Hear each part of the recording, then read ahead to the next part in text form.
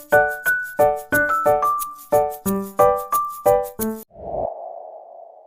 نے اگلے دن ہی drum officer حقان سے بات کر کے اپنا کمرہ بدلوا لیا تھا۔ اب وہ ڈی جے کے کمرے میں منتقل ہو چکی تھی۔ کمرے میں تیسری لڑکی ایک چینی نژاد لنگ لنگ تھی۔ اس کا پورا نام اتنا لمبا اور پیچیدہ تھا کہ یورپ کے لیے اپنا نام چیری رکھ لیا تھا۔ وہ ایکسچینج اسٹوڈنٹ تھی اور پی ایچ ڈی کر رہی تھی۔ چوتھی لڑکی ایک اسرائیلی یہودی ٹولی تھی، واقعتاً ٹولی کے درخت کی طرح لمبی چوڑی اور گھنگھرارے بالوں والی۔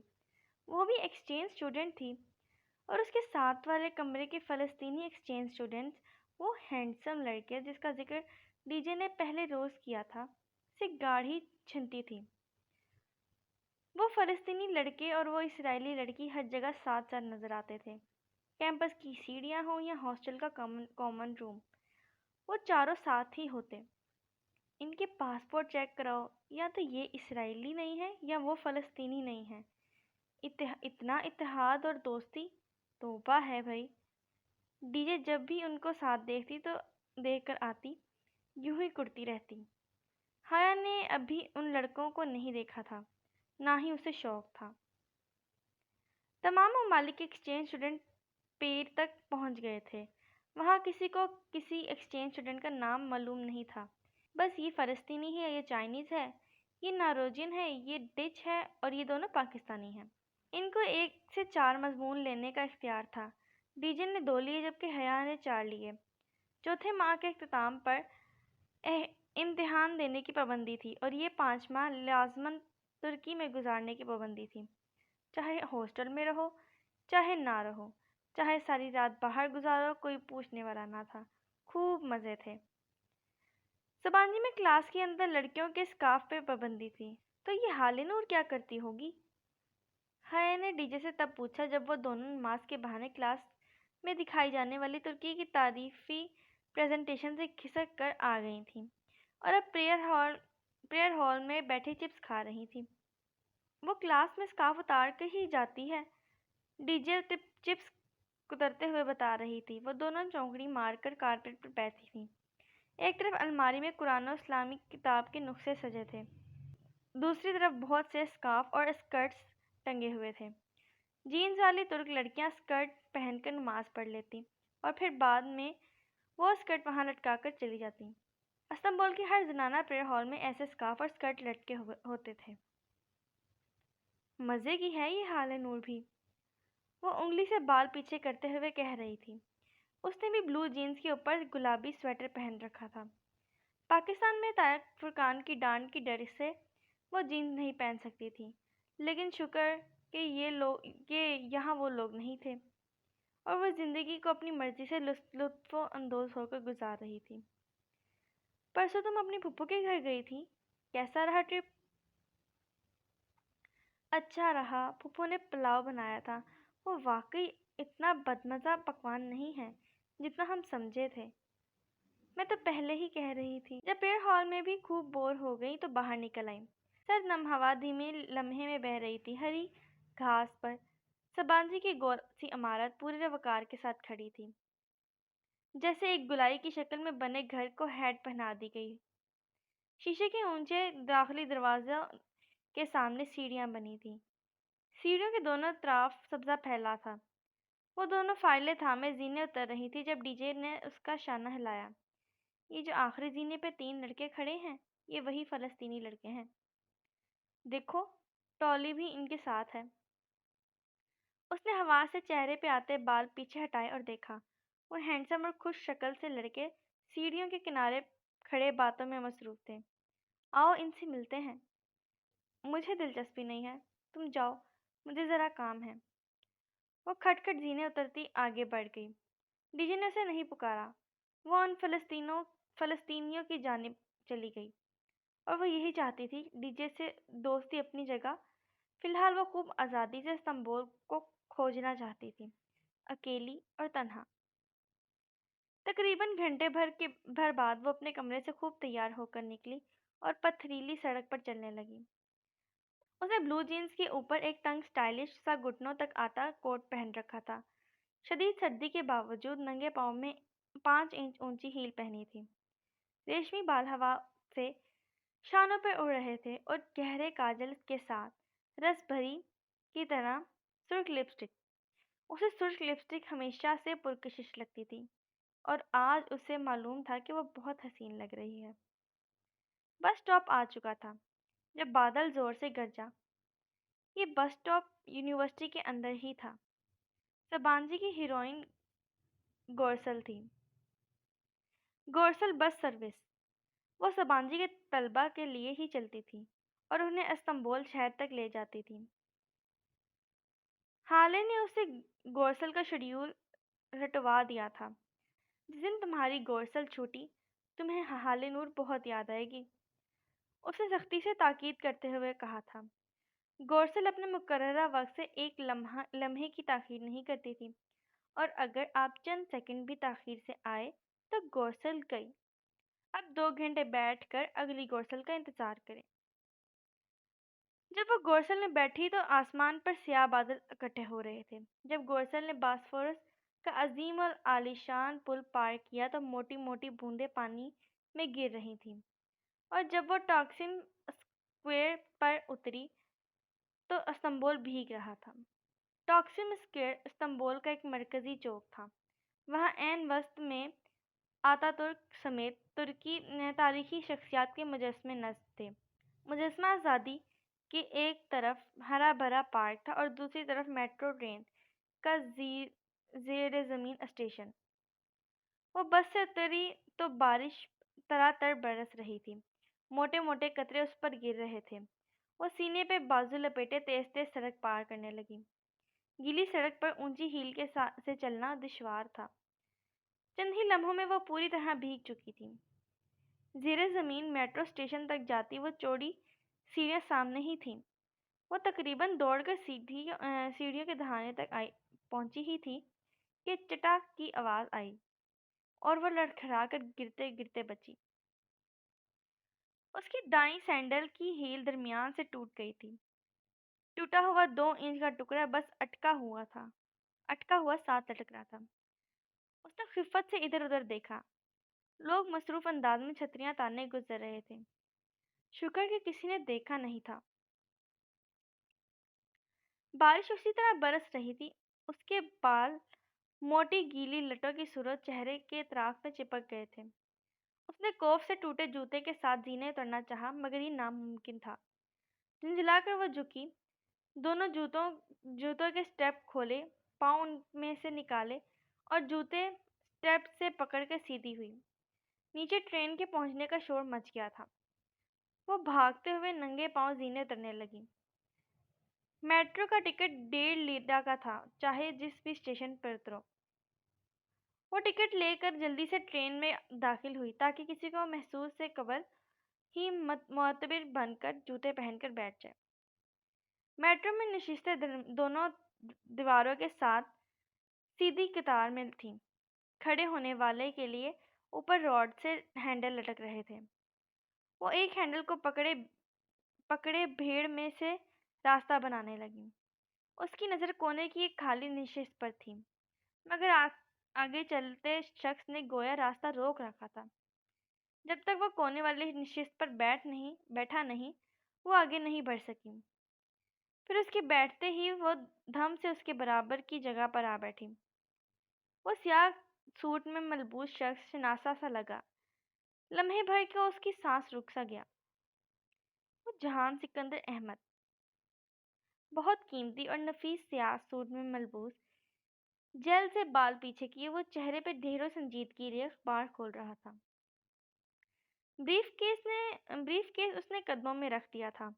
وہ متحر سی بیٹھی سامنے دیکھے گئی. کن نخیوں سے اسے وہ چہرے کے آگے اخبار پھیلائے نظر آ رہا تھا. سامنے والی قطار اور ان کی قطار کے درمیان جگہ اوپر لگے ہینڈل پکڑ کر کھڑے لوگوں سے بھرنے لگی تھی. وہ اس عجیب اتفاق پر اتنی شدت بیٹھی تھی کہ ہاتھ سے لٹکے جوتے بھول ہی گئی. یاد رہا تو بس یہی کہ وہ کتنا قریب مگر کتنا دور تھا. وہ اسے کیسے مخاطب کرے, اور اگر وہ اسے دیکھے بنا ٹرین سے اتر گیا تو اس کا دل ڈوبنے لگا. مگر وہ تو شاید اسے پہچانے بھی نہیں. اس سرد مہر कम गो शख्स से उसे यही तवक्का थी। चंद पल सिरके थे कि जहान ने सफ़ा पलटने की गर्ज से अखबार नीचे किया और अंगूठे से अगला सफ़े का किनारा मोड़ते हुए एक सरसरी निगाह पहलू में बैठी लड़की पर डाली। फिर सफ़ा पलट कर अखबार की तरफ मतवज्जा हो गया, लेकिन अगले ही पल वो जैसे रुका और गर्दन मोड़कर दोबारा उसे देखा। उसकी भीगी मोटी लटें रुखसारों से चिपक गई थीं। पानी के कतरे थोड़ी से नीचे गर्दन पे गिरे थे। वो उसके मतवज्जा होने पे भी सांस रोके सामने देखे गई। ओह हया, वो हैरत भरी आवाज कहीं दूर से आई थी। हया ने धीरे से पलकें उसकी जानिब उठाई। काजल की लकीर मिट कर नीचे बह गई थी। तब भी उन उदास आंखों में अजीब सहर दिखता था। जहान सिकंदर, वो बदिक्कत रस्मन मुस्कुराई। हया, कैसी हो? अकेली हो? कहने के साथ जहान ने इर्द गिर्द निगाह दौड़ाई। वहां कोई मुसाफिर हया का हमसफर नहीं लग रहा था। जी अकेली हूँ। मैंने ये भी पूछा है कि कैसी हूँ? मुस्कुराते हुए अपनायत से कहते हुए अखबार तह करने लगा। वो जो उसके लिए हथौड़ी और महने नहीं रख सकता था, अब अखबार रख रहा था। या खुदा, ये वही जहान सिकंदर था। मम्मी तुम्हें याद कर रही थी। तुम फिर कब आओगी घर? अखबार एक तरफ रखकर अब वो पूरी तरह तरफ हया की जानिब मुतवज्जा था। वो यकटक उसे देखे गई। बस शायद कुछ दिन। कुछ कहने की सही में उसे महसूस हुआ। जहान की नजरें उसके हाथ पर फिसली थीं और बिस्तर उसके वो छुपाती वो देख चुका था। जूते को क्या हुआ है? इतनी सर्दी में नंगे पांव बैठी हो? लाओ दिखाओ जूते। वो खफा हुआ था, यहाँ फिक्रमंद। उसे सोचने का मौका ही न मिल सका। जहान जूता लेने के लिए झुका तो उसने बेबसी से टूटी हील वाली सैंडल सामने की। ये तो अलग होने वाला है। उसके हाथ से जूता लेकर अब वो उसे उल्ट पुल्ट करके देखने लगा। हया ने बेचैनी से पहलू बदला। जहान, रहने दो, ठहरो, शायद ये जुड़ जाए। वो सीधा हुआ और जूता हया को थमाया। फिर हाथ में पकड़ा टेप खोला। काफी लंबा सा स्ट्रिप खोलकर दांत से काटा। हया ने जूता सामने किया। उसने एहतियात से हील के निचले लटके हिस्से को ऊपर के साथ जोड़ा और उसके इर्द गिर्द चक्रों में टेप लगाता रहा। अब पहनो। मरहमशुदा सैंडल को उसने झुक कर हया के कदमों में रखा। हया ने उसमें पाँव डाला और स्ट्रैप बंद करने को झुकी ही थी कि जोर पड़ने से चिटक हुआ और हील का टूटा हिस्सा सरे से ही अलग हो गया। ओह, वो मुतासिफ हुआ। कोई बात नहीं। हया को शर्मिंदगी ने आ घेरा था। ये वो सद महल और तल्ख जहान नहीं, बल्कि कोई अपना अपना सा शख्स था। वो जवाब देने की वो अपने बूट का तस्मा खोल रहा था। इससे पहले कि हया उसे रोक पाती, जहान अपने बूट उतार चुका था। पहन लो, बाहर ठंड है, सर्दी लग जाएगी। अब वो जराबे उतार कर अपने ब्रीफ केस में रख रहा था। उसका अंदाज आम सा था, जैसे वो रोज ही मेट्रो में किसी न किसी को अपने जूते दे देता हो। नहीं, रहने दो, मैं अभी मार्केट से नया ले लूंगी। पहन लो हया। मगर तुम क्या करोगे? तुम तो ऑफिस जा रहे हो ना? जहान ने जरा सा मुस्कुराकर इस्बात में सर हिलाया। ऑफिस के काम से सिसली जा रहा हूँ। फिर मैं तुम्हें जूते कैसे वापस करूंगी? पता नहीं कब तुम्हारे घर आऊं। और तुम अभी अकेली कहीं नहीं जा रही। अगला स्टेशन सिसली है। हम साथ मॉल से जूता खरीदेंगे। फिर मैं अपना बूट वापस ले लूंगा। मगर तुम्हारा ऑफिस का काम? मैं नंगे पांव जाकर क्या करूंगा? वो धीरे से मुस्कुराया। वो पहली बार हया के लिए मुस्कुराया था। वो यकटक काजल की मिट्टी स्याही वाली आंखों से उसे देखे गई। उसके चेहरे से चिपकी मोटी गीली लटें अब सूखने लगी थीं और थोड़ी से गिरते पानी के कतरे अब खुश्क हो चुके थे। जूते पहन लो, लोग अब भी देख रहे हैं। वो चौंकी, फिर खफीफ सा सर झटका और दोहरी होकर बूट पहनने लगी। वो जब भी समझती कि जहान लाताल्लुकी से बैठा उसकी बात नहीं सुन रहा, वो उसका वही फिक्रा लौटा दिया करता था। वो सीधी हुई तो जहान अखबार खोल चुका था। عجیب دھوپ چھاؤں جیسا شخص تھا۔ سسلی کے اسٹاپ پر میٹرو سے اترتے وقت حیا نے دیکھا جہان بہت آرام سے اس کے آگے ننگے پاؤں چل رہا تھا۔ اس کے انداز میں کوئی خفت، کوئی جھجک نہ تھی۔ وہ دونوں خاموشی سے سیڑھیاں چڑھنے لگے۔ چند زینے بعد ہی سیڑھیوں کے اختتام پر سڑک اور کھلا آسمان دکھائی دینے لگا۔ وہ جہان کے دائیں طرف تھی۔ آخری سیڑھی چڑھتے ہوئے اس نے دیکھا زمین پر ایک کیل نکلی پڑی تھی۔ اس نے بیشتر کہ وہ مطلع کر پاتی، جہان کا پاؤں اس کیل کے نوکدار حصے پہ آیا۔ جب اس نے دوبارہ پاؤں اٹھایا تو اس کی ایڑی سے خون کی ننھی سی بوند نکل گئی تھی۔ اس نے بے اختیار جہان کے چہرے کو دیکھا۔ وہ سکون سے سیدھا سطح میں دیکھتا تیز تیز چل رہا تھا۔ جہان، تمہارا پاؤں، تمہیں زخم آیا ہے۔ اس کے ساتھ چلنے کی کوشش میں تیزی سے چلنے لگی تھی۔ خیر ہے؟ وہ رکا نہیں۔ مگر تمہارا خون نکلا ہے۔ وہ واقعتاً پریشان تھی۔ بچوں والی بات کرتی ہو تم بھی۔ اتنے ذرا سے خون سے میں زخمی تو نہیں ہوں گا۔ بہت ٹف زندگی گزاری ہے میں نے۔ وہ دیکھو، جواہر مال۔ اس سے کچھ کہنا بیکار تھا۔ وہ چپ ہو کر اس کے ساتھ مال کے قریب آ کر رکی۔ وہ ایک بلند و بالا خوبصورت نیلی سرمئی شیشوں سے ڈھکی عمارت تھی۔ اس کے اوپر بڑا سا ستارہ اور اطراف میں چھوٹے ستارے بنے تھے۔ بڑے ستارے کے اوپر جواہر مال لکھا تھا اور جہان ترکوں کی طرح سی کو جے پڑھ رہا تھا۔ یہ جواہر مال ہے، یورپ کا سب سے بڑا اور دنیا کا چھٹا بڑا شاپنگ مال۔ وہ فخر سے بولا تھا۔ جواہر اندر سے بھی اتنا ہی عالیشان تھا۔ سفید ٹائلوں سے چمکتا فرش، اوپر تک نظر آتی 5ویں منزلوں کے برآمدے، اور ہر مال کی طرح وہ درمیان سے کھوکھلا تھا۔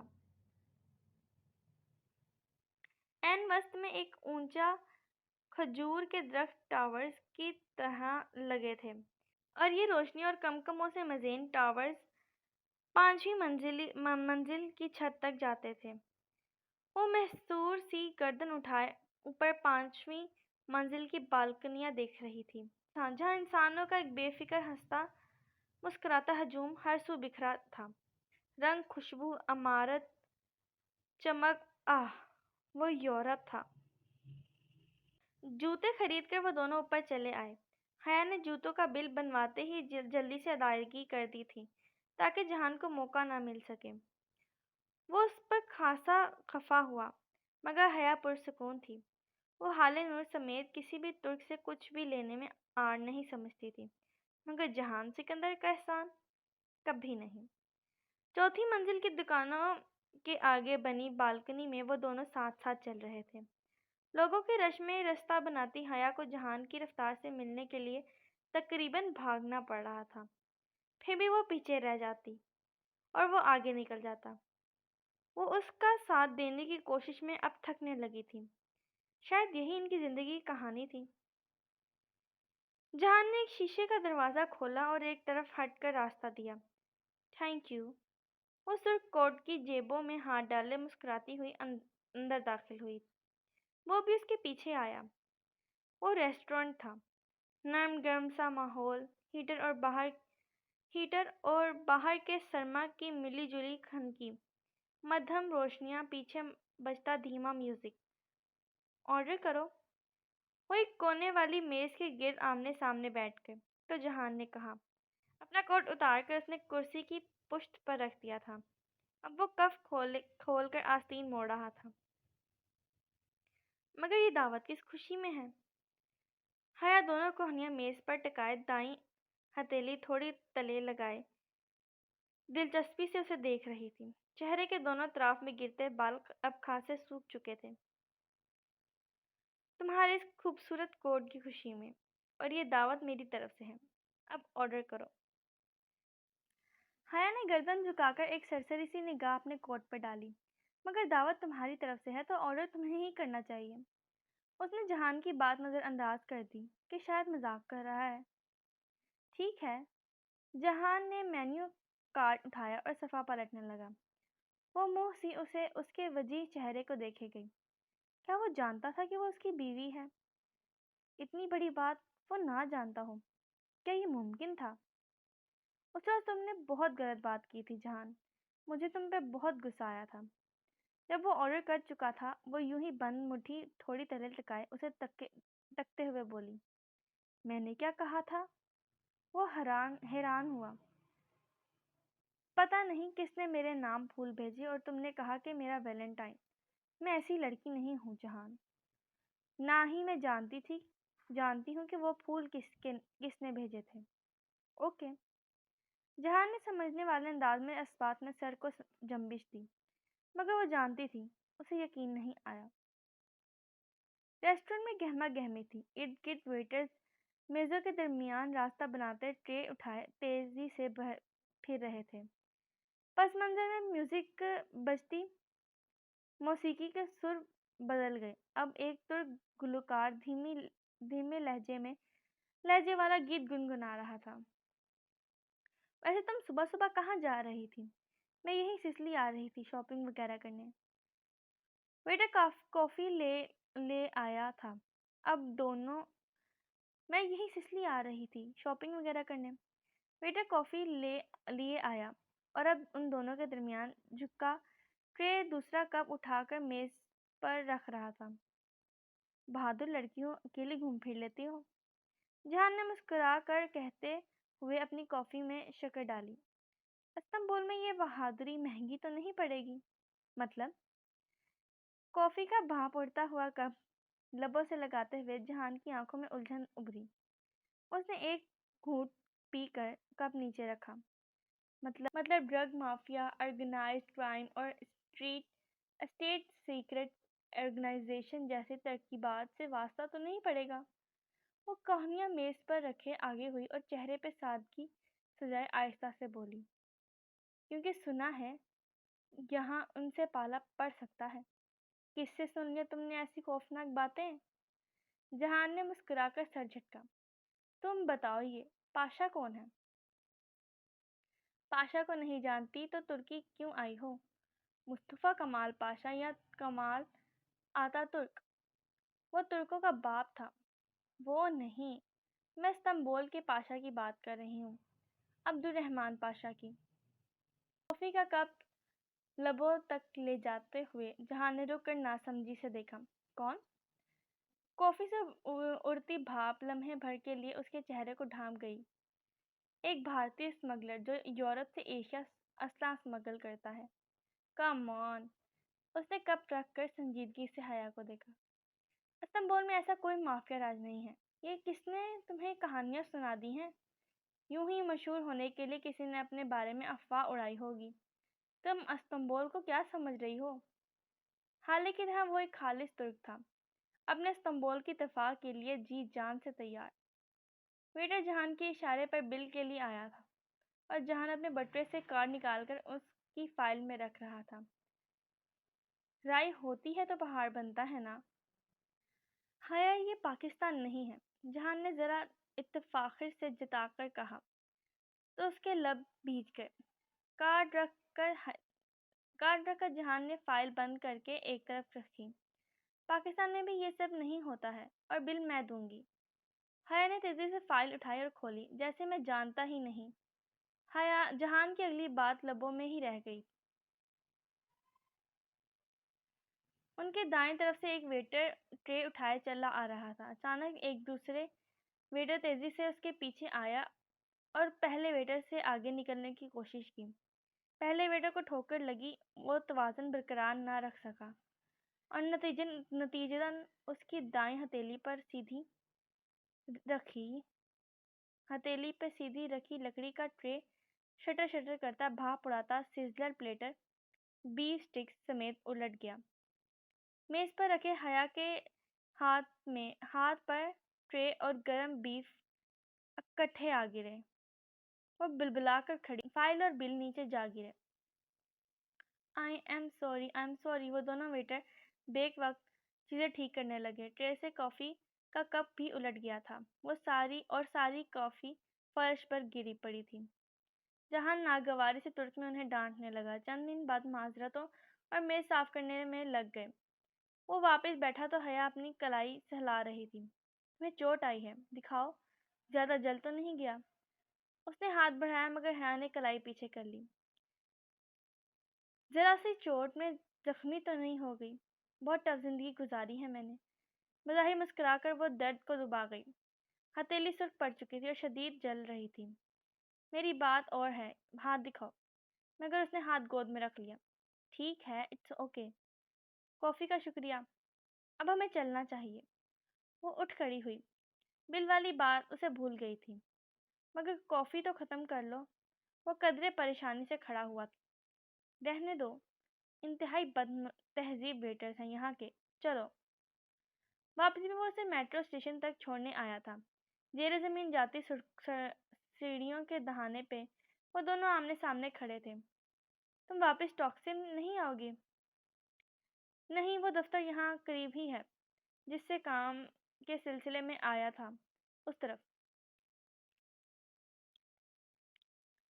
جہاں نے بازو اٹھا کر دور ایک طرف اشارہ کیا۔ اس نے سفید شرٹ کے آستین یوں ہی کونی تک موڑ رکھے تھے۔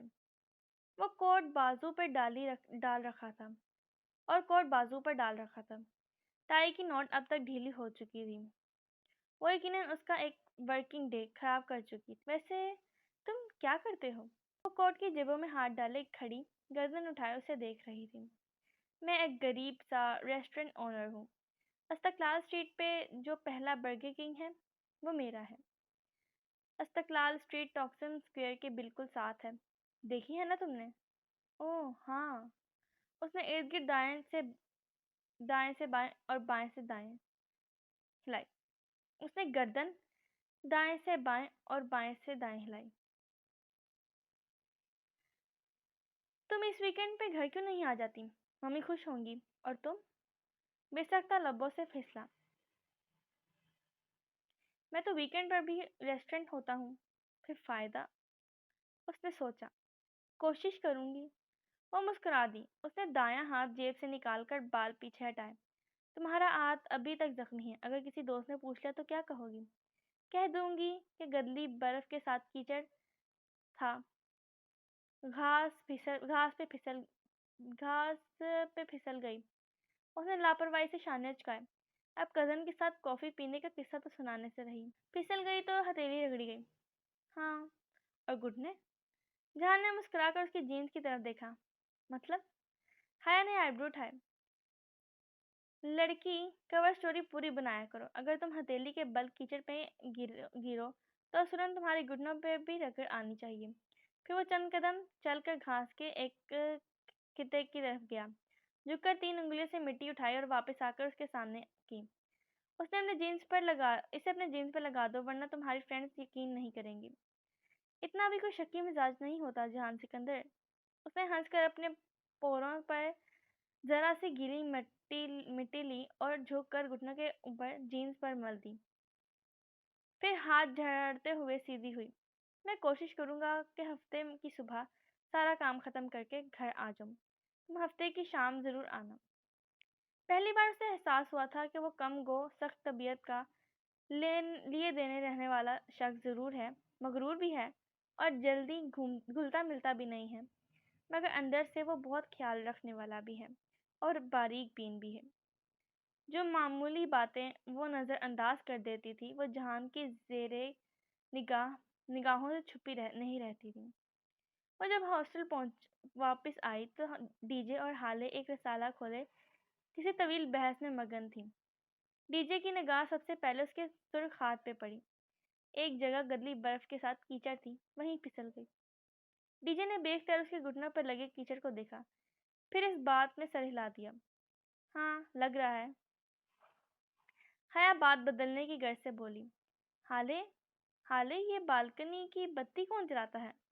جیسے ہی اس کے نیچے جاؤ تو وہ جل اٹھتی ہے۔ ہالے جو غور سے اس کے کوٹ کو دیکھ رہی تھی، اس کے سوال پر نگاہیں اٹھا کر اسے دیکھے گئی۔ ان میں آٹومیٹک سینسرز لگے ہیں۔ وہ اپنی رو میں کسی انسان کی موجودگی یا پھر تیز ہوا، آندھی وغیرہ میں خود بخود جل اٹھتی ہیں۔ اور دروازہ بہت دیر سے بند ہوا، خود بخود۔ ان دروازوں کے کلپر سلو ہیں۔ یہ چوکھٹ پر دیر سے آ کر لگتے ہیں تاکہ ہر وقت کی ٹھا سے طلبہ کی پڑھائی ڈسٹرب نہ ہو۔ ہاں، ڈی جے نے سمجھ کر سر ہلایا۔ ہمارے ہاں بھی ہاسٹل میں ایسی لائٹس اور دروازے نہیں ہوتے۔ حیا نے ڈی جے کی بات تیزی سے کاٹی۔ اور پارک ٹاورز ایشیا کا دوسرا بڑا مال نہیں ہے۔ ہمیں غلط فہمی ہوئی تھی۔ وہ جواہر دیکھ آئی تھی، اس بات سے بہت خفت ہوئی تھی۔ حیا، ڈی جے نے احتجاجاً گھورا۔ حالے ابھی تک حیا کا کوٹ دیکھ رہی تھی۔ حیا الماری کی طرف چلی گئی تو حالے گہری سانس لے کر بولی، پھر حیا، تمہیں کسی ہینڈسم لڑکے نے کافی پلائی؟ وہ جو ٹوٹی جوتی والا شاپر الماری میں رکھ رہی تھی پوری طرح چونک کر پلٹی۔ نہیں، کیوں؟ وہ تیزی سے بولی، کافی، چائے، لنچ کچھ بھی نہیں۔ نہیں مگر کیوں؟ تم عقل مند جو سرخ کوٹ پہن کر گئی تھی شہر کی سیر پر استنبول میں، اگر اتنا زیادہ سرخ رنگ پہن کر اور ہیوی میک اپ کر کے باہر نکلا جائے تو اس کا ایک ہی مطلب ہوتا ہے کہ حالے نور نے مسکراہٹ دبائی، کہ you are looking for a date یا پھر ون نائٹ اسٹینڈ۔ یہاں تو لوگ ویلنٹائن ڈے پر بھی اتنا سرخ پہن کر نہیں نکلتے۔ چل حیا بی بی، تو آزادی سیلیبریٹ کر لے۔ اچھا، پتہ نہیں۔ اور دانستہ ان کی طرف سے رخ موڑ کر الماری سے چیزیں الٹ پلٹ کرنے لگی۔ یہ دعوت کس خوشی میں ہے؟ تمہارے اس خوبصورت کوٹ کی خوشی میں۔ تمہارے تہذیب کے اس کے کانوں سے دھوئیں نکلنے لگے۔ وہ جہان کی مسکراہٹیں، وہ شائستگی، وہ ریسٹورانٹ لے جانا، وہ سب اس کسی اپنائیت کے جذبے کے تحت نہیں تھا، بلکہ وہ اسے کوئی بکاؤ مال کی طرح سمجھ رہا تھا، خود کو پلیٹ میں رکھ کر پیش کرنے والی لڑکی، کوئی پیشہ ور۔ اس کے دل بہت سے آنسو گر رہے تھے۔ جہان سکندر اسے بے عزت کر دیا کرتا تھا۔ ہیں؟ سچی؟ آہستہ آہستہ وہ جہان سکندر کے استنبول میں ایڈجسٹ ہوتی جا رہی تھی۔ ڈی جے کی نیند اور نسیان البتہ اسے عاجز کر دیتے تھے۔ ڈی جے کو ذرا کہیں ٹیک مل جاتی، وہ آنکھیں بند کر کے سونے کے لیے تیار ہو جاتی۔ اور پھر اس کا بھلکڑ پن۔ حیا جب بھی کوئی فوٹو کاپی کروانے جاتی، اسے وہاں لاوارث پڑے کسی رجسٹر، کسی نوٹس کے جتے کسی کتاب پر ہمیشہ شناسائی کا گمان گزرتا۔ وہ اسے اٹھا کر دیکھتی تو بڑا بڑا ڈی جے لکھا ہوتا تھا۔ وہ ہر چیز واپس لا کر ڈی جے کے سر پر مارا کرتی تھی، اور ڈی جے یہ ادھر کیسے پہنچ گیا کہہ کر ہنسنے لگ جاتی۔ سبانجی میں ان کا ایک مخصوص آئی ڈی کارڈ بنا تھا، اس پہ تصویر کھنچوانے کی شرط اور گردن کھلی رکھنا تھا۔ وہ موبائل کے پری پیڈ کارڈ کی طرح تھی۔ گورسل کا ٹکٹ، فوٹو کاپیر کی رقم اور دوپہر کے کھانے کا بل اسی کارڈ پہ ادا ہوتا تھا۔ اس میں موبائل کے ایزی لوڈ کی طرح بیلنس ڈلوایا جاتا تھا۔ انہیں ان 5 ماہ میں ہر مہینے 1000 یورو اسکالرشپ ملنا تھا، مگر چند تکنیکی مسائل کے باعث کسی بھی ایکسچینج اسٹوڈنٹ کے فروری کے 1000 یورو نہیں آئے تھے۔ امید تھی کہ مارچ میں اکٹھے 2000 مل جائیں گے اور پھر آگے ہر ماہ باقاعدگی سے ملا کریں گے۔ تب تک پاکستان سے آئی رقم سے گزارا کرنا تھا، تو آج کل سب ایکسچینج اسٹوڈنٹ کے ہاتھ تنگ تھے۔ دوپہر کا کھانا وہ سبانجی کے ڈائننگ ہال میں کھاتی تھی۔ رات کا کھانا اپنے کمرے میں خود بنانا ہوتا۔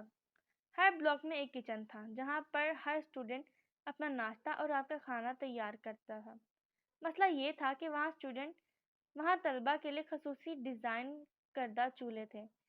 اس خطرے کے پیش نظر کہ کہیں کوئی پڑھائی میں مگن چولہے پہ کچھ رکھ کر بھول جائے یا گیس کھلی چھوڑ دے اور نقصان ہو، وہ چولہے آٹومیٹک تھے۔ ہر 15 منٹ بعد جب چولہا خوب گرم ہو جاتا تو خود بخود بند ہو جاتا، پھر 5 منٹ بعد دوبارہ جل اٹھتا۔ ان کو بند ہونے سے روکنے کا کوئی طریقہ نہ تھا، اور ایسے بیکار چولہوں پہ دیسی کھانا پکنا ناممکن تھا۔ ہاسٹل کے بلاکس کے قریب ہی ایک بہت بڑا لگژری سپر اسٹور دیاسا تھا۔ دیا اس کا نام تھا، اور سا ترک میں اسٹور کو کہتے ہیں۔ وہ دونوں دیا اسٹور سے روشن لاتی اور بل آدھا آدھا تقسیم کر لیتی۔ ایک رات حیا کھانا بناتی اور وہ بہت اچھا سادہ دیسی کھانا ہوتا۔ دوسری رات ڈی جے کی باری ہوتی اور جو وہ بناتی وہ کچھ بھی ہوتا تھا مگر کھانا نہ ہوتا۔ ڈی جے میں یہ تمہارے سر پر الٹ دوں گی، وہ جو بغیر بھنے ابلی ہوئی سبزی کا سالن دیکھتی یا پھر ابلے چاولوں پہ آملیٹ کے ٹکڑے تو ڈی جے پہ خوب چلایا کرتی تھی۔ اور پھر ترکی کے مسالے، وہ اتنے پھیکے ہوتے کہ حیا 4 چمچ بھر کے سرخ مرچ ڈالتے تو بھی ذرا ذائقہ آتا۔ کھانے اس کے بھی پھیکے ہوتے مگر ڈی جے سے بہتر تھے۔ البتہ اپنے کمرے میں روز جب صبح ہوتی تو ڈی جے بینک کی سیڑھیاں پھلانگ کر اترتی اور اس طرح نہار منہ کھڑکی میں کھڑی ہو جاتی، پھر پٹ کھول کر باہر چہرہ نکال کر زور سے آواز لگاتی، گڈ مارننگ ڈی جے۔ اور جواب میں دور کسی بلاک سے ایک لڑکا زور سے پکارتا، ٹی بے۔ غالباً وہ ڈی جے کے الفاظ سمجھ نہیں پاتا تھا۔ ڈی جے روز صبح یہی عمل دہراتی تھی۔ اس کے ٹی بے کہنے کے بعد وہ پکارتی، ذلیل۔ وہ لڑکا جواباً چلاتا، دادی۔ اس کے بعد حیا کمبل سے منہ نکال کر کشن اٹھاتی اور ڈی جے کو زور سے دے مارتی۔ یوں اس کی اس اندیکھے لڑکے کی گفتگو اختتام پذیر ہوتی۔ گھر روز ہی بات ہو جاتی تھی، البتہ موبائل کا رجسٹریشن میں مسئلہ ہوا تھا۔ ڈی جے کا تو رجسٹر ہو گیا مگر حیا کے ساتھ ہوا یوں کہ اس کے پاسپورٹ پہ جہاں انٹری کی تاریخ 5 فروری لکھی تھی وہاں اوپر آفیسر کے دستخط کے باعث 5 کا ہندسہ بظاہر 6 لگ رہا تھا۔ تاریخ کا ذرا سا فرق مشکل پیدا کرنے لگا اور اس کا فون رجسٹر نہ ہو سکا۔ وہ ترک سم اس پہ استعمال نہیں کر سکتی تھی کیونکہ ہفتے کے بعد غیر رجسٹر فون پہ ترک سم بلاک ہو جاتی تھی۔ تو حالے نے اسے اپنا ایک پرانا موبائل سیٹ لا دیا۔ وہ اس بدصورت موٹے بھدے فون کو برداشت کرنے پہ مجبور ہو گئی۔ اپنے موبائل پر اس نے پاکستانی سم لگا دی تھی اور وہ رومنگ پر ٹھیک چل رہا تھا۔ امید کرتی ہوں آج کا ایپیسوڈ آپ کو اچھا لگا ہوگا۔ آگے جاننے کے لیے کہ کہانی میں کیا بنے گا، میری ویڈیوز کو لائک کریں، شیئر کریں، پیارے پیارے سے کمنٹ کر کے میری حوصلہ افزائی کریں، میرے چینل کو سبسکرائب کریں اور بیل کے آئیکن کو پریس کرنا بالکل بھی مت بھولیے گا۔ شکریہ۔